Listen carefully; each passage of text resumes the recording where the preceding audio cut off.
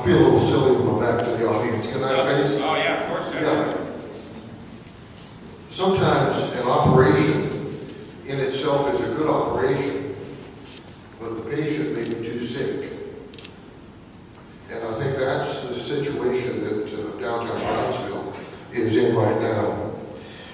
If you notice in the last year, we had about a dozen clubs or beers start up, or clubs start up, and then bars, excuse me, and fail. In the last 2 or 3 years, you've seen maybe 2 or 3 dozen businesses fail. So there's a very fragile downtown.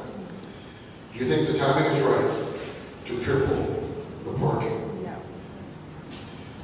Take a look, for example, at the Tequila's Cantina restaurant.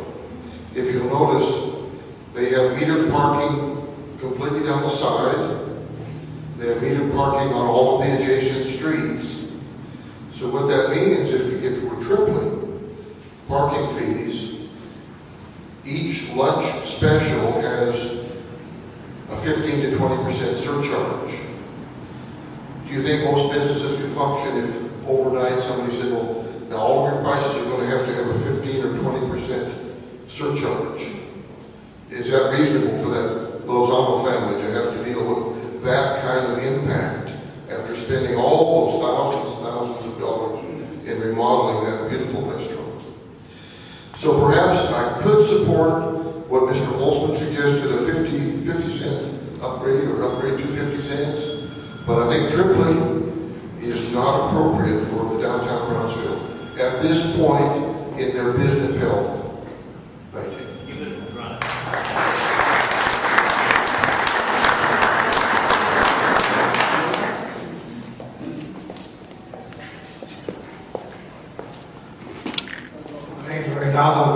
Jr. I have offices in on a building at 7th and East St. Charles. There's no parking meters there, but I consider myself sort of part of the downtown community. What concerns me is the one-size-fits-all attitude here. There may be a problem on the last few blocks of Elizabeth Street, but there are not problems in other areas like Washington Street and other streets further back or further west from that area of Elizabeth Street. If you're concerned about people hogging those parking places just for employee parking, simple. You put a limit to our parking. You've got the meter guys downtown. They can see if someone's there for more than 2 hours, and then they ticket them. That should put a stop to that. But, to say that we're going to raise the fees on every parking meter in the downtown area, I don't think they all have the same quote value, unquote. So I don't think that a one-size-fits-all solution is correct. And there's some businesses, like this gentleman said, the little cafe, where 75 cents will cost those guys their customers. You have to take that into consideration. Thank you.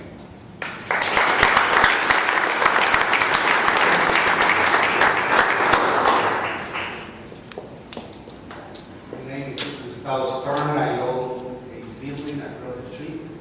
I have 3 stores downstairs and 10 apartments upstairs.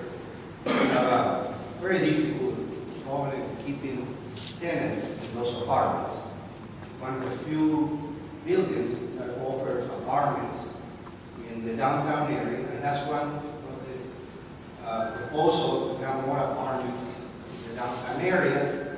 But who would want to invest building apartments, you cannot get people renting the apartment. The reason is parking. And I'm a physician, and I'm going to, I think as a physician. So let me give you an example. You did the right diagnosis, saying that there is problem with parking. Okay? Like a physician do the diagnosis, yeah, the patient is sick, but the surgery, the treatment, is going to kill the patient. And what you're doing, you're going to kill downtown with your treatment for the problem. Yes, there's a problem with parking, but you chose the wrong approach to solve that problem. There are several facts about downtown Brownsville. We are not, going back to your study, we are not San Antonio, San Diego, Acámbaro, even Laredo, or Brownsville, Texas. Business in downtown are struggling to survive. I don't think anybody can argue that. Return on investment for people that have invested has decreased constantly in the last 15 years. In '86, downtown was booming, now it's in bankruptcy. Rental of space is difficult, even at a very low price compared to other properties in the city. And you can find hundreds of empty buildings, beautiful buildings like you said, but they are empty. And they are getting dilapidated, and now they want to put money to remodel those buildings because they know return of investment.